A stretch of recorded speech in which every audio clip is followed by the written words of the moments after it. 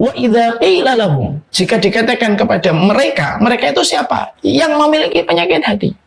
Jangan berbuat kerusakan. Mereka akan mengatakan, "Lu, kami tidak pernah berbuat kerusakan." Kenapa? Hatinya sudah mati. Sampai berbuat kerusakan pun maka dia halu. Sudah berbuat kerusakan, dia masih halu. Oh enggak kok, saya enggak berbuat kerusakan. Itulah parahnya. Makanya orang kalau sudah memiliki penyakit kejiwaan dari hati yang sudah rusak, kadang-kadang tidak bisa membedakan mana realitas dan mana realitas dan mana ilusinya dia. Sehingga dia itu nggak bisa, ini realitas atau ini kenyataan, ini realitas atau ini hanyalah pikiran saya sendiri, ilusi saya sendiri, itu nggak bisa membedakan. Itu salah satunya kan. Sampai akhirnya Allah menyampaikan kepada kita kan, lu sampai orang yang kalau sudah mati hatinya, lu berbuat kerusakan, ngalirkan darah, mungkin bunuh ratusan ribu orang, sebagaimana saudara-saudara kita mungkin yang ada di belahan dunia, misalkan di Irak, ada di Yaman. Selamat datang di channel Langkah Iman Istiqomah. Jangan lupa like, komen, dan subscribe. Dan semoga kita semua mendapatkan ilmu yang bermanfaat. Amin. Assalamualaikum warahmatullahi wabarakatuh. Innal hamdalillah wassalatu wassalamu ala Rasulillah wa ala alihi wa sahbihi wa man tabi'ahum bi ihsan ila yaumil qiyamah. Kepada seluruh para penuntut ilmu dimanapun kita berada, yang hari ini kita terhubung secara online, yang tentunya kita mengharapkan kebaikan dan keberkahan dalam setiap langkah kehidupan kita. Dan semoga walaupun pandemi telah berlalu, semoga kultur kita untuk senantiasa belajar tidak luntur. Karena mungkin kita menjumpai ada beberapa fenomena ketika sudah mulai luntur aktivitas dan semangat sebagian saudara kita di dalam thalabul ilmi. Semoga kita senantiasa menjadi muslim dalam segala musim, menjadi penuntut ilmu dalam segala purnama yang kita lewati, baik di waktu pandemi ketika kita merasakan aura ketakutan dan kekhawatiran dari pandemi yang ada melanda pada kehidupan, dan tentunya ini juga berlanjut pada waktu ketika pandemi sudah berlalu. Inilah yang menjadikan kita memohon kepada Allah sikap konsistensi dalam kehidupan kita. Karena yang paling berat itu adalah sikap konsistensi yang disebut dengan sikap istiqomah. Siapapun yang telah mendapatkan sikap istiqomah di dalam ketaatan, maka sejatinya dia telah mendapatkan besarnya pertolongan Allah di dalam kehidupan. Makanya dikatakan oleh para ulama, a'dhamul karamati luzumul istiqomati. Perkara yang paling besar ketika Allah memberikan pertolongan, bukanlah ketika kamu bisa terbang, bukan ketika kamu berjalan di atas air, tapi pertolongan Allah yang paling besar itu adalah ketika hati kita dipilih oleh Allah di antara deretan hati yang diberikan sikap konsistensi di atas ketaatan dan ibadah. Inilah yang menjadikan kita harus paham. Ngaji itu harusnya menjadi habit dalam kehidupan kita. Ngaji itu bukan pilihan, ngaji itu bukan ketika sedih. Ngaji itu bukan ketika kita mendapati kondisi tidak ada pilihan yang lain kecuali ngaji. Tapi ngaji itu karena kita butuh. Ngaji itu karena kita tahu bahwasanya mengkaji ilmu itu merupakan shortcut-nya jalan menuju surga. Ngaji itu karena kita tahu bahwasanya tidak ada orang yang mereka senantiasa melazimi taman ilmu, kecuali Allah memberikan kepadanya furqan, dan Allah kokohkan dan teguhkan perjalanannya di atas sirat.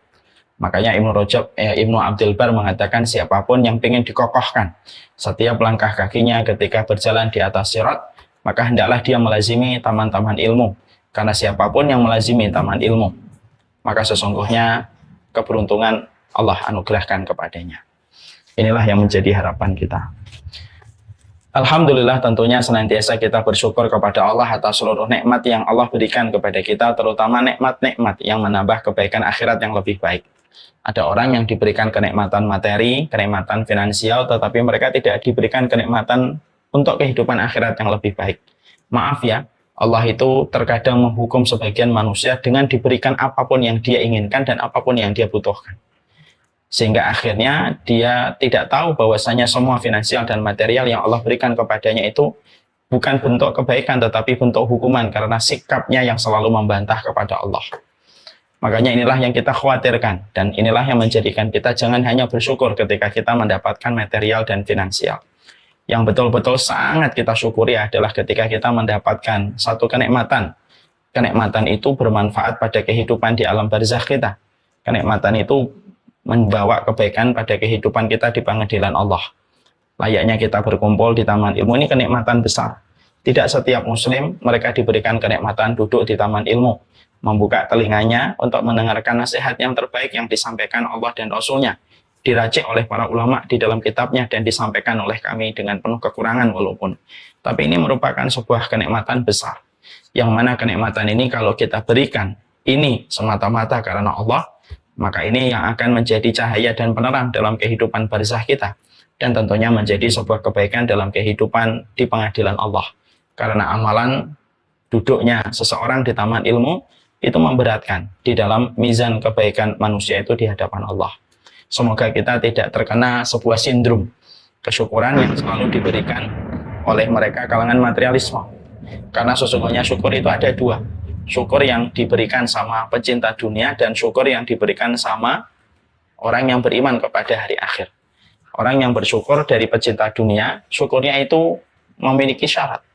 Ketika hartanya datang, ketika materialnya dia peroleh, barulah dia bersyukur kepada Allah. Kalau itu semuanya tidak pernah datang, dia tidak bersyukur. Kalau mobilnya tidak datang, kalau finansialnya tidak datang, dia tidak bersyukur. Karena merasa bahwasanya kebaikan Allah harus sebatas pada material yang dia inginkan. Karena pola kehidupan materialisme, ya semacam itu. Beda dengan orang yang bersyukur ketika kita beriman kepada hari akhir. Orang yang beriman kepada hari akhir itu syukurnya jauh lebih bersukacita dan bahagia. Mendapatkan sebuah kenikmatan yang membawa kehidupan akhirat yang lebih baik daripada bahagianya ketika mendapatkan kenikmatan yang bersifat duniawi. Dia tetap senang, dia tetap bersyukur mendapatkan kebaikan Allah dari kenikmatan duniawi. Tapi rasa syukurnya, rasa bahagianya lebih besar ketika dia diberikan kemudahan melakukan sesuatu yang membawa kebaikan untuk akhiratnya. Dia lebih senang ketika malamnya dibangunkan oleh Allah, dia lebih senang ketika sorenya diberikan pertolongan oleh Allah untuk berzikir. Dia lebih senang ketika diberikan kesempatan untuk duduk di taman ilmu. Dia lebih senang kalau dia diberikan rasa rindu kepada Quran, rasa rindu kepada apapun kebaikan, maka itulah syukurnya orang yang beriman kepada hari akhir. Sekali lagi, saudara-saudara yang kami cintai, syukur itu terbagi dua. Syukur yang diberikan pecinta dunia dan syukur yang diberikan orang yang beriman kepada hari akhir. Pada keduanya ada cita rasa syukur yang berbeda. Nah, inilah yang menjadikan kita bersyukur kepada Allah, dan kita bersyukur semoga kita termasuk yang kedua. Bersyukur dengan cita rasa keimanan yang kita sikapi dari keimanan pada urusan akhirat kita.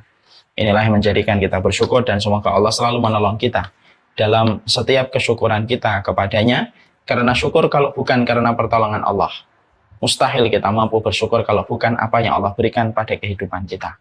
Allahumma a'inna ala dzikrika wa syukrika wa husni ibadatik. Ya Allah, tolonglah kami untuk selalu mengingatmu, tolonglah kami untuk senantiasa bersyukur kepadamu apapun kondisinya, dan tolonglah kami untuk senantiasa beribadah yang benar di sisimu. Inilah yang menjadi harapan besar kita, karena syukur dan sabar merupakan dua kendaraan besar yang selalu mampu menghantarkan seorang hamba menuju kepada samudera ridho dan cintanya Allah. Kita pada kesempatan hari ini akan meneruskan kajian, yaitu tentang tazkiyatun nafas.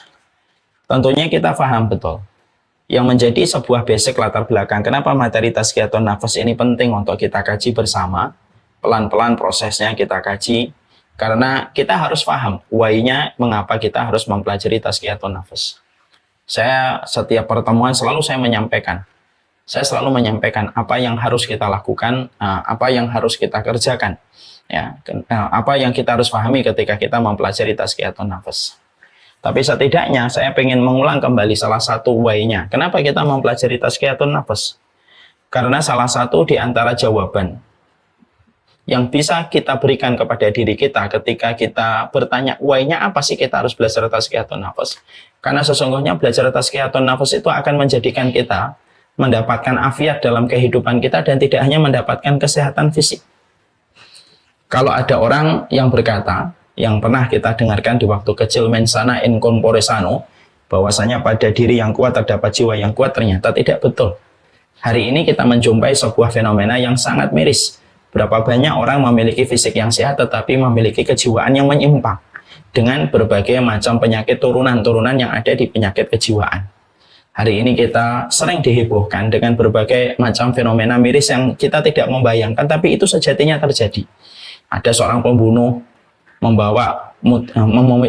memutilasi korbannya, disimpan di dalam box, dan tetap bisa tersenyum ketika ketemu orang. Kita menjumpai anak-anak hanya merebut handphone, dia bisa membunuh seorang anak yang lain tanpa dia tahu apa alasan dia harus membunuh anak itu. Ada kisah lagi yang lagi heboh, ada 2 orang anak membunuh anak kecil karena pengen menjual ginjalnya. Belum lagi fenomena perzinahan, belum lagi kita menjumpai orang yang tidak lagi bisa melihat bentuk fisiknya lalu dia berpindah kelaminnya. Maka itu menunjukkan kepada kita bahwasanya hari ini mungkin orang banyak yang sehat secara fisik, tapi ternyata banyak mengalami sebuah penyimpangan di dalam masalah kejiwaan. Nah, inilah yang menjadikan kita akhirnya khawatir betul bahwasanya hal semacam ini bisa menimpa kepada siapapun. Makanya pantas kalau kita jumpai di dalam kehidupan agama kita dibedakan arti sehat dan dibedakan arti afiah. Yang selama ini mungkin kita pahami sehat dan afiah itu ya jadi satu. Sehat ya sehat, afiat juga afiat. Sehat dan afiat itu jadi satu. Padahal di dalam kandungan hadis kita menjumpai sehat dan afiat itu beda. Sehat itu kesehatan fisik. Afiat itu adalah apa yang dirasakan pada hati ketika diberikan kelapangan, diberikan ketenangan, diberikan kebahagiaan, diberikan rasa aman, maka itulah yang disebut dengan afiat. Dan kita ingin mendapatkan afiat, dan afiat tidak bisa diperoleh secara instan. Tetapi afiat itu diperoleh dengan anak tangga dan prosedur yang harus kita penuhi supaya kita bisa mendapatkan afiat. Dan inilah yang kita paham. Di sisi yang lainnya, kita juga akhirnya tahu hari ini, di akhir-akhir ini banyak sekali penelitian yang membuktikan ternyata penyakit-penyakit fisik itu ditimbulkan. Penyakit-penyakit fisik itu ditimbulkan dari berbagai macam pola pikir yang ada di dalam hati seseorang ketika bermasalah. Bermasalah di dalam amarahnya, bermasalah di dalam emosinya, bermasalah di dalam cintanya, bermasalah di dalam ketenangan jiwanya, yang mana ketidakstabilan apa yang dirasakan oleh kejiwaan berakibat merembet kepada penyakit-penyakit fisik. Bahkan penyakit fisik itu lebih didominasi pencetusnya dan penyebabnya dari pola pikir yang menyimpang, itu lebih besar persentase kerusakan yang ditimbulkan daripada pola makan yang mungkin sebagian dari kita mungkin melakukan. Makanya inilah yang menjadikan kita semakin paham betapa pentingnya pada kehidupan kita menghadirkan kembali arti tazkiyatun nafs. Dan sesungguhnya tazkiyatun nafs ini merupakan salah satu di antara rumpun ilmu yang memiliki keutamaan besar. Karena objek dari rumpun ilmu yang bernama tazkiyatun nafs itu, objeknya itu adalah hati. Dan kalau sudah bicara tentang hati, berarti kita mengingat apa yang disabdakan oleh Rasulullah Sallallahu Alaihi Wasallam.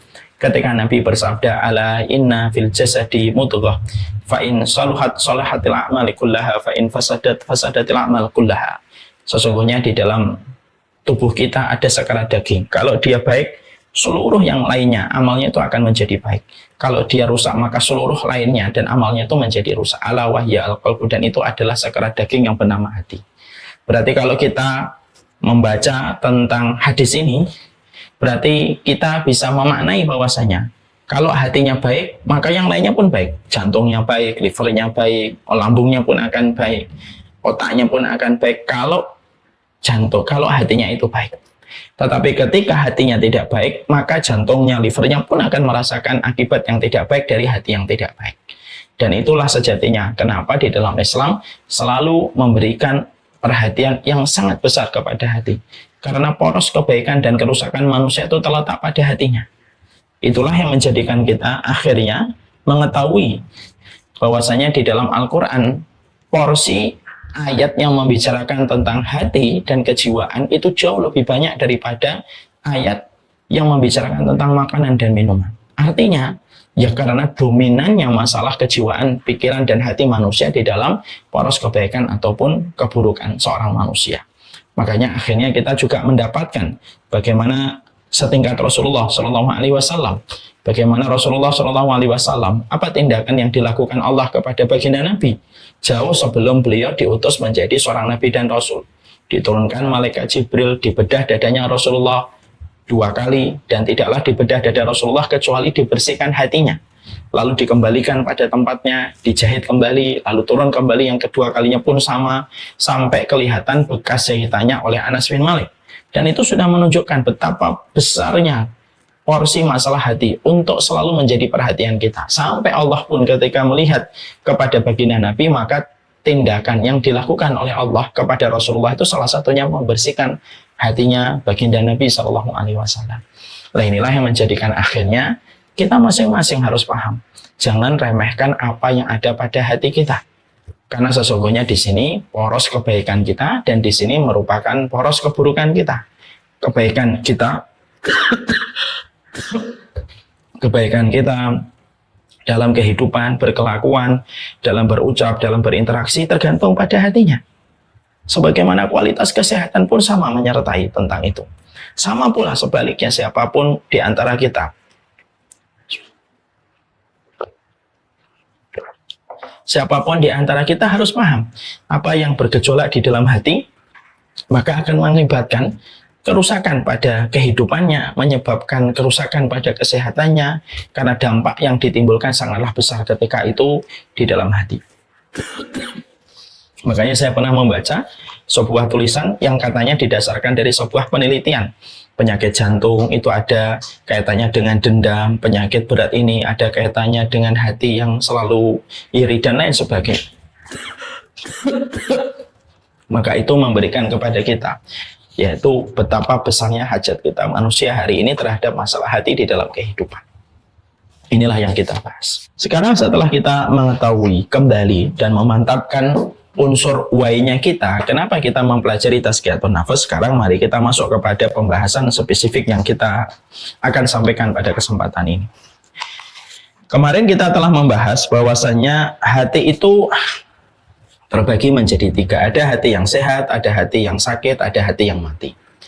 Kita juga membahas pada pembahasan yang akan menjadi perhatian kita, yaitu adalah kita harus mengetahui bahwasanya hati kita itu bereaksi dengan segala macamnya, bereaksi terhadap nutrisinya, bereaksi terhadap vitaminnya. Sebagaimana hati kita itu bereaksi terhadap racunnya. Kalaulah kita di dalam kesehatan fisik kita tahu apa makanan-makanan yang berpotensi bisa mengundang penyakit pada diri kita, kita ini seharusnya lebih banyak tahu apa potensi, apa perkara-perkara yang bisa menjadi potensi sakitnya hati kita. Makanya akhirnya Imam Ibnu Rajab, Imam Ibnu Qayyim, Imam Al-Ghazali lalu memberikan sebuah turunan di dalam pembahasan hati, lalu menyampaikan bahwasanya racun hati itu ada beberapa macam. Yang kalau kita tidak waspadai, maka berpotensi besar menjadi racun. Semakin banyak racun itu mengalir, semakin besar kemungkinan hati menjadi sakit, dan kalau tidak segera ditangani dan tidak segera diwaspadai, maka menjadikan hati itu mati. Nah, ini yang menjadikan akhirnya kita paham, berarti hati itu bereaksi terhadap racun.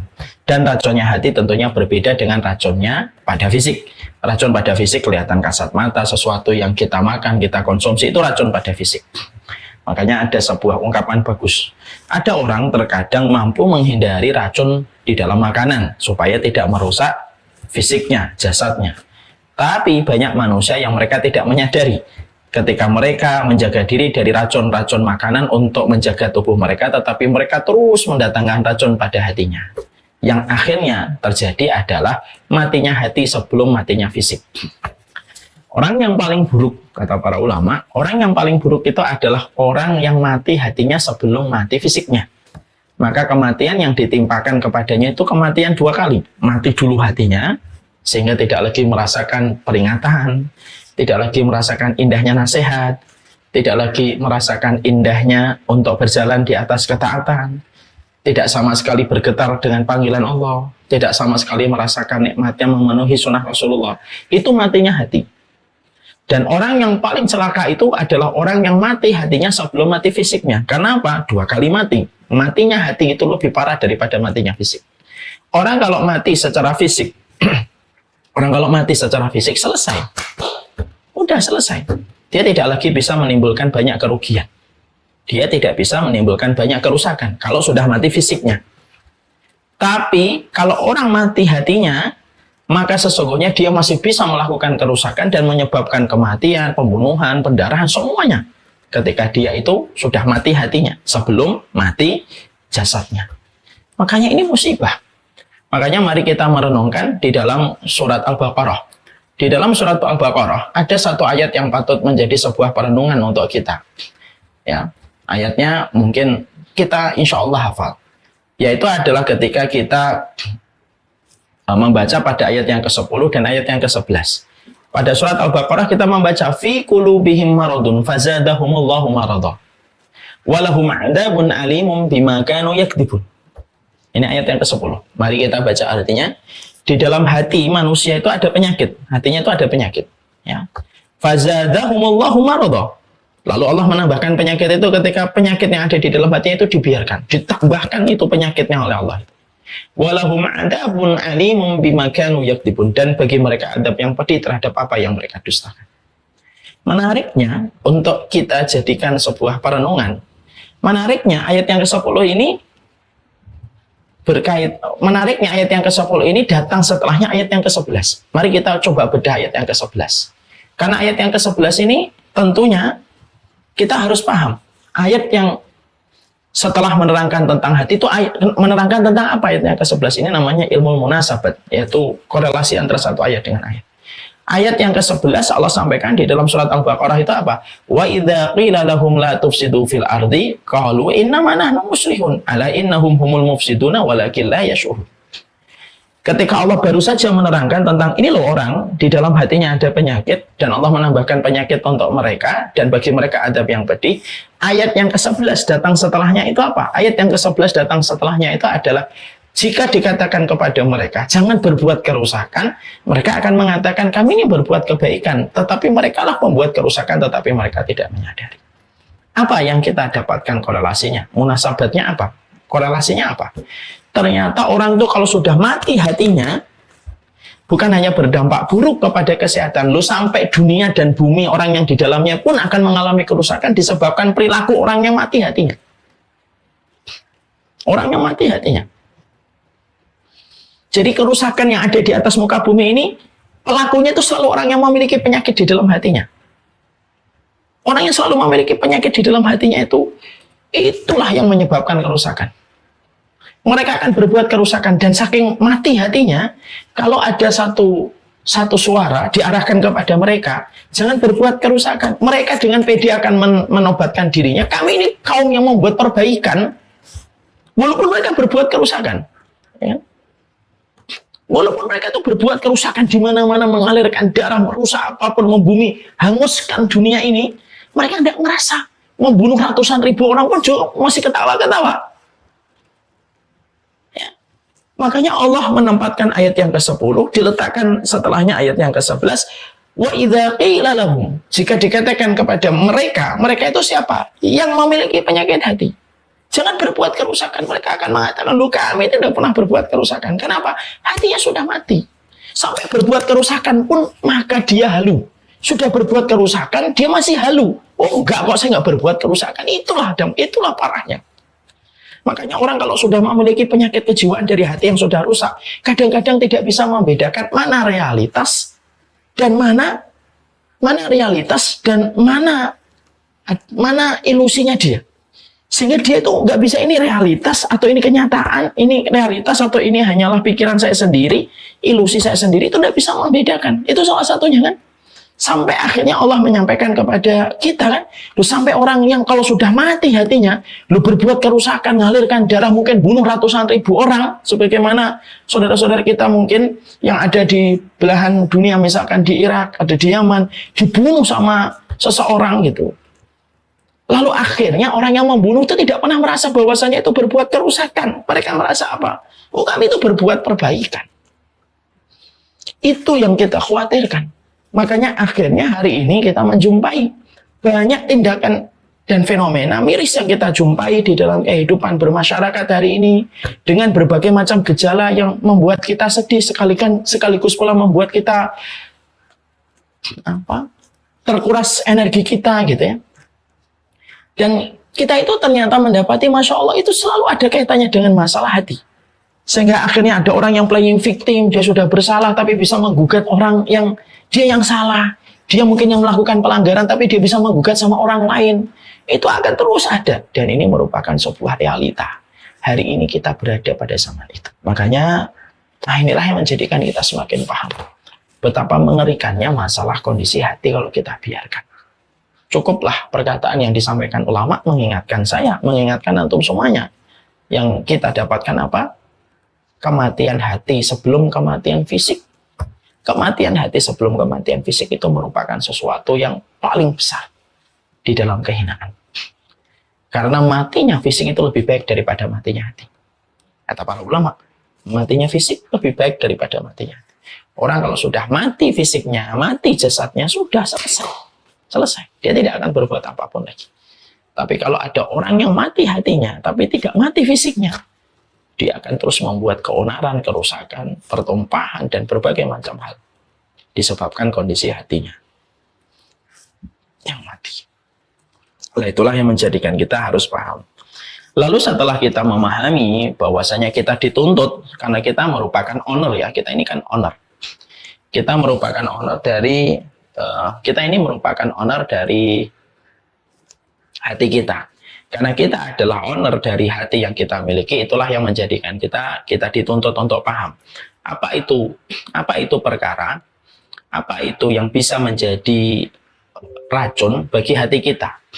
Yang ternyata kalau kita membiarkan itu diresap oleh hati kita, ya tentunya menyebabkan berbagai macam kerusakan yang berdampak pada kondisi hati kita.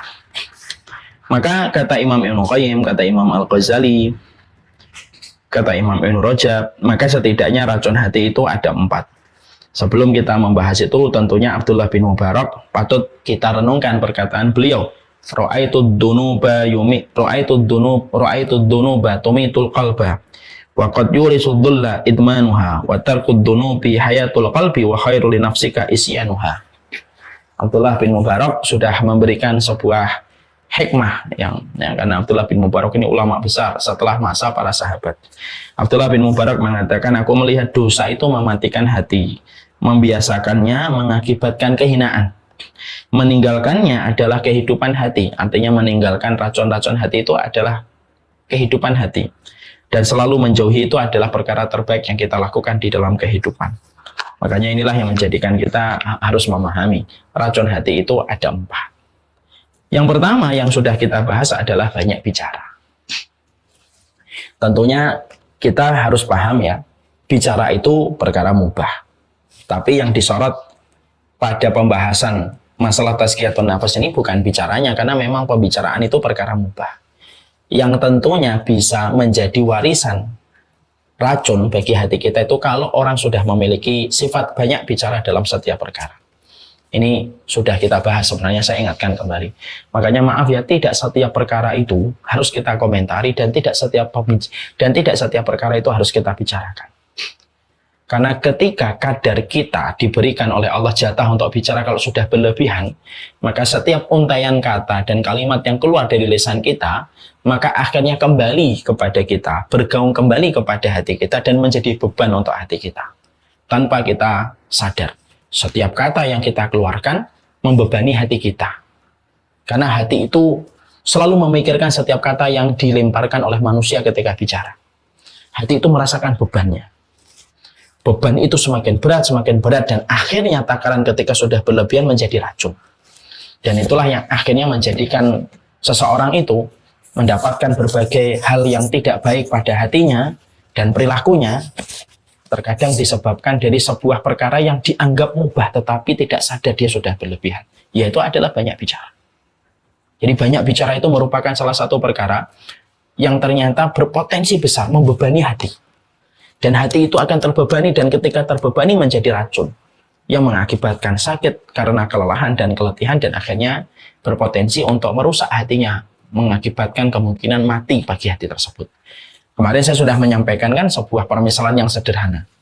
Ini kalau ada botol, ini kalau saya kocok, ini di dalamnya adalah bersoda. Saya kocok ini botol bersoda ini. Kalau saya kocok dengan sedemikian kuatnya, maka selama saya tidak membuka tutupnya, maka volume air pada botol ini tidak akan pernah berkurang. Ini contoh yang sudah sering saya sampaikan di banyak kesempatan.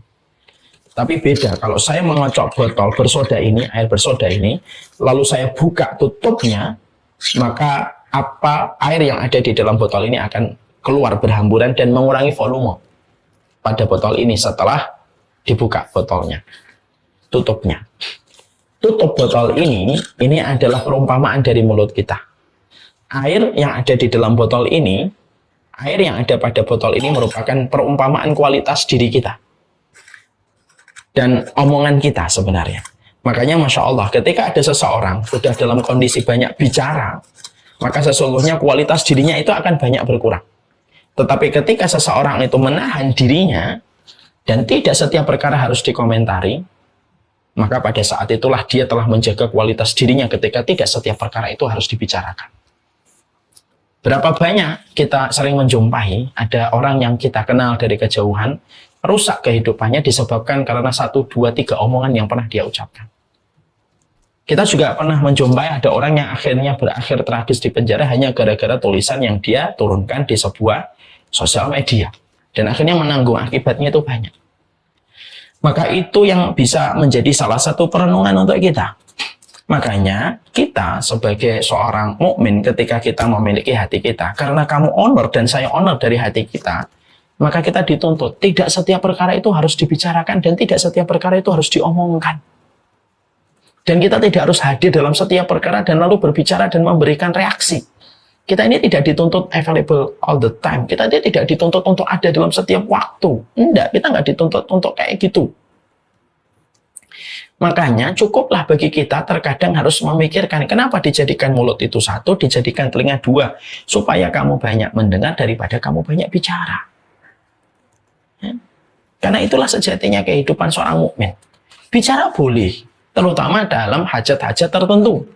Pembicaraan tentang nasihat, pembicaraan tentang kebaikan bersama keluarga kita, pembicaraan bersama dengan anak kita, teman-teman kita yang solih, sahabat-sahabat kita yang solih, maka itu perlu. Tapi selebihnya tidak usah. Ketika memang tidak ada unsur kepentingan ketika kita harus bicara di tempat itu. Makanya saya itu sering menasihati sama diri saya sendiri. Tidak setiap perkara, wahai Umar Mita, kamu harus respon. Makanya sering kadang-kadang ada yang ngomong, Ustaz ini ada kejadian, respon dong. Tidak semuanya saya harus respon. Kalau semuanya sudah ada yang mewakili, sudah saya tidak ikut-ikutan lagi. Kenapa? Tidak semuanya harus bicara. Karena pada dasarnya begitulah sikap tuntutan. Bagi siapapun pemilik hati, siapapun yang merasa memiliki hati dan menjadi owner untuk hatinya, sedikit bicara. Ketika pada sesuatu yang tidak diperlukan ada hajat kebaikannya. Banyak bicara pada saat diperlukan dan memang ada hajat kebaikan. Tentunya maaf ya, ini harus betul-betul dipahami secara utuh. Bukan berarti bicara tidak boleh, bicara boleh. Yang menjadi sebuah konten racun itu adalah ketika bicaranya sudah melampaui batas. Makanya disebutkan terlalu berlebihan ketika bicara. Dan tentunya masih ingat pembahasan dulu di awal-awal saya sudah pernah menyampaikan. Setan itu kalau menggoda manusia dan menyesatkan manusia. Na'udzubillahi min dzalik, na'udzubillahi minasyaitonir rajim. Setan itu kalau menyesatkan kehidupan manusia, setan itu kalau menyesatkan kehidupan manusia itu melalui 6 metode, melalui 6 jebakan. Kita ulang kembali, kita review kembali supaya kita ingat. Yang pertama, setan itu akan menggoda manusia supaya manusia berbuat kesyirikan. Kalau manusia selamat dari kesyirikan, setan akan menjebak dengan lubang jebakan yang kedua, yang disebut dengan perkara-perkara yang tidak dicontohkan Nabi. Kalau orang itu selamat dari jebakan yang kedua, setan tidak putus asa. Setan akan mendatangi yang ketiga. Jebakan yang ketiga bernama dosa-dosa besar. Dan dosa besar itu bukan hanya membunuh, bukan hanya minum khamar. Dosa besar itu banyak, lebih dari 70 dosa besar. Dan kalau kita pengen tahu kapan, kalau kita pengen tahu perbedaan antara dosa besar dan dosa kecil, maka sesungguhnya harus paham apa yang disampaikan oleh Imam Adz-Dzahabi. Kalau ada dosa, diterangkan ancamannya dengan kata laknat, berarti itu dosa besar. Yang keempat, yaitu dijadikan kita sibuk dengan dosa-dosa kecil yang sering diremehkan dengan sebelah mata. Dosa kecil diremehkan sebelah mata itu merupakan strateginya setan. Ya, kita harus ingat kata Rasulullah dengan bahasa yang sangat indah. Nabi mengatakan hati-hati sama dosa kecil. Karena perumpamaan dosa kecil itu yang diremehkan sebagaimana kalian berjalan dalam satu safar. Datanglah malam. Lalu kalian ingin menghidupkan api unggun. Maka yang kalian kumpulkan adalah ranting. Semakin banyak ranting kalian kumpulkan, semakin besar nyala api. Ranting-ranting yang kita kumpulkan itu perumpamaan dosa kecil. Kalau kita merujuk kepada baginda Nabi. Ranting-ranting kecil itu adalah dosa-dosa kecil. Lalu nyala api yang terbentuk itu adalah ancaman nerakanya. Makanya sesungguhnya setan itu kalau mendapati manusia gagal digoda dengan syirik, gagal digoda dengan perkara-perkara yang tidak sunnah, dosa-dosa besar, maka setan menggodanya dengan dosa-dosa kecil yang sering diremehkan. Kalau ini pun berhasil selamat manusianya, maka setan kalaupun ini tidak selamat, kalaupun dia selamat dari dosa ini, maka setan tidak berhenti. Setan akan menggoda dia dengan yang kelima. Yang kelima itu apa? Yaitu perkara mubah yang dibuat berlebihan. Jadi perkara mubah, perkara yang diperbolehkan. Perkara mubah itu tidak ada potensi pahalanya, tidak ada potensi dosanya. Namanya mubah. Tapi perkara mubah itu dijadikan salah satu strateginya setan. Karena setan itu memiliki ilmu tingkat tinggi bagaimana merubah sesuatu itu bisa menjadi penghalang manusia untuk meraih rahmatnya Allah. Nah, dia itu memakai celah-celah yang kadang-kadang lembut, yang tidak dirasa. Karena sekali lagi saya menyampaikan untuk nasihat kita bersama, setan itu kalau gagal di satu dosa, dia akan berimprovisasi dengan dosa yang lain, yang tanpa disadari sama orang itu. Dan improvisasinya setan itu melebihi improvisasi semua pebisnis handal di atas kehidupan manusia. Kalau kita lihat kehidupan pebisnis dunia itu kan Masya Allah ya. Kehidupan bisnis dunia itu luar biasa. Mereka memiliki improvisasi dan inovasi yang luar biasa ketika mereka itu melahirkan bisnis mereka. Tapi Masya Allah ya, setan itu, na'udzubillahi min dzalik, setan itu ketika gagal dalam satu inovasi, dia berimprovisasi. Makanya maaf ya, Bapak dan Ibu, seluruh santri dan para santriwati, paham nggak? Kenapa Allah itu mengatakan bahwasanya setan itu musuh yang nyata, aduwwum mubin, ada kata mubinnya. Karena memang setan itu tidak pernah lelah, tidak pernah letih berimprovisasi, dan satu lagi, setan itu tidak punya belas kasihan sama manusia. Makanya disebut dengan keterangan tambahan oleh Allah, aduwwum mubin. Tidak hanya disebut musuh, tapi ditambahi dengan keterangan aduwwum mubin, sifat musuh. Ini mubin ini, jelas ini musuh kamu ini, nyata dia. Maaf ya kalau manusia dengan manusia bermusuhan, bisa jadi musuh kita masih punya belas kasih. Ketika musuhnya merengek-rengek, menangis-nangis, minta untuk diampuni, minta untuk dimaafkan. Mungkin musuhnya manusia dengan manusia masih punya belas kasihan. Tapi kalau setan, dia tidak memiliki belas kasihan. Makanya ketika dia gagal kepada satu dosa inovasi, berimprovisasi, maka yang dilakukan setan itu apa? Kalau ada manusia gagal digoda dengan syirik, digoda dengan perkara yang tidak sunnah, gagal digoda dengan dosa besar, gagal digoda dengan dosa-dosa kecil, maka setan itu datang membawa sebuah improvisasi. Perkara mubah dibukakan kepada manusia. Ini mubah kok, ini mubah, ini mubah, ini mubah, ini mubah, ini mubah. Kerjain. Setelah mengerjakan, lalu kita tidak waspada dengan perkara mubah, lalu dijadikan berlebihan, terus-menerus perkara mubah itu. Menghabiskan waktunya, menghabiskan energinya, menghabiskan kesempatan-kesempatan emas untuk beramal sholih, meninggalkan amal-amal prime time untuk beramal sholih, ketika dia sudah disibukkan dengan perkara mubah. Dan ironisnya, orang yang disibukkan perkara mubah itu sebagian besar tidak pernah sadar kalau dia sedang dibelenggu dengan bisikan dan godaan syaitan. Karena orang kalau sudah dibelenggu dengan perkara mubah yang dibuat berlebihan itu apa? Orang itu akan mengatakan, oh, ini kan mubah, nggak dosa. Ini kan bukan sesuatu yang dosa. Ini kan bukan dosa, ada apa-apa ini. Dan itu selalu dijadikan sebagai alibi untuk membenarkan sikap bahwasanya perkara berlebihan itu tidak apa-apa. Tanpa dia sadari waktu untuk beramalnya hilang, prime time-nya untuk melakukan ketaatan hilang, melakukan yang berkualitas hilang, semuanya jadi hilang. Dan akhirnya terjebaklah dia kepada satu posisi yang sangat mengkhawatirkan. Dikatakan oleh Rasulullah, orang yang paling dibenci oleh Allah adalah orang yang melakukan sesuatu untung dunia enggak, untung akhirat juga enggak. Nah, itu yang akhirnya menjadikan seseorang paham. Makanya pembicaraan itu perkara mubah. Karena saya perlu menegaskan inti kembali, karena mungkin di antara kita nanti ada yang tanya, lu kan ngomong kan itu kan nggak apa-apa Ustaz. Memang betul nggak apa-apa. Tapi yang nggak boleh itu adalah ketika berlebihan. Dan terkadang ketika hari ini kita berada pada zaman sosial media dengan gadget mutakhir yang ada di telapak tangan kita, kita ini seakan-akan didorong-dorong dari belakang tanpa kita sadari untuk selalu komentar apa saja. Ini komentari, itu komentari, ini komentari, singgah ke sana, singgah ke sini, singgah ke sana, komentari. Dan kita juga harus paham lah bahwasanya al-yadu tahullu mahalal lisan, al-kitabatu tahullu mahalal lisan. Bahwasanya kalau ada orang beralasan, kan saya nggak ngomong Ustaz, nulis sih. Para ulama kan juga sudah ngomong, tulisan itu menggantikan posisi pembicaraan. Dan berapa banyak orang yang mereka akhirnya menyadari pembicaraan itu akhirnya menjadi sesuatu yang disesali. Sangat disesali. Dalam kehidupan di dunia hari ini, berapa banyak kasus yang kita jumpai, kasus yang kita lihat, itu selalu kalau di breakdown masalah-masalah dari kasus-kasus itu selalu ada kaitannya dengan masalah omongan, dengan masalah tulisan. Dan ironisnya kita hari ini dikepung dengan berbagai macam aplikasi supaya kita itu ngomong dalam setiap perkara. Perhatikan setiap aplikasi yang ada. Sampai game aja, bukan hanya game sekarang, tapi juga ada omongannya.